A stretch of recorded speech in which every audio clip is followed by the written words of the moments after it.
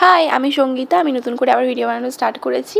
তোমরা আমাকে প্লিজ একটু মোটিভেট করো যাতে আমি ভিডিওগুলো কন্টিনিউ করতে পারি। আজকে সকাল থেকে সেভাবে ভিডিও করিনি, দুপুরে লাঞ্চটাই তোমাদের সাথে শুধু শেয়ার করলাম। বেগুন ভাজাটা কালকে রাত্রে ছিল, ওটা ডিমের ঝোলের ওপর বসিয়ে রেখেছিলাম, গরম হয়ে যাবে। কালকের এক পিস মাছের তরকারি ছিল, পোস্ত দিয়ে থোড় ভাজাটা নমা দিয়ে গেছিলো। আর ডাঁটা আলু বেগুন দিয়ে একটা তরকারি করেছিলাম, ওটা বাবাই খায়। আর এই চিক্কিগুলো খেতে কে কে পছন্দ করো আমাকে জানিও, আমার কিন্তু ভীষণ ভালো লাগে। তারপর সন্ধ্যাবেলা আমি একটু বেরিয়েছিলাম, তো একটু ঝালমুড়ি নিয়েছিলাম আমার আর বাবার জন্যে, তো সেটাই খেলাম। তারপর রাত্রে ভিডিও কন্টিনিউ করা হয়নি। তোমরা জানো কালকে কিরকম ঝড় বৃষ্টি হয়েছে।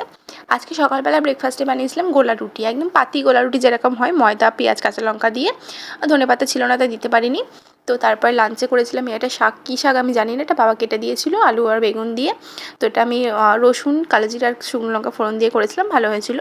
আর পটল ভাজা, আর হয়েছিল আজকে চিকেনটা বড় একটু আনতে লেট করে ফেলেছিল, তারপরে কারেন্টও চলে গিয়েছিল। কারেন্ট আসার পরে মশলা টশলা করে চিকেনটা রান্না করলাম। তো বর স্নান টান করে ওর খাবার নিয়ে চলে গেছে। আর এখন আমি স্নান করতে যাব, তার আগে ছেলে হোমওয়ার্ক করছিল।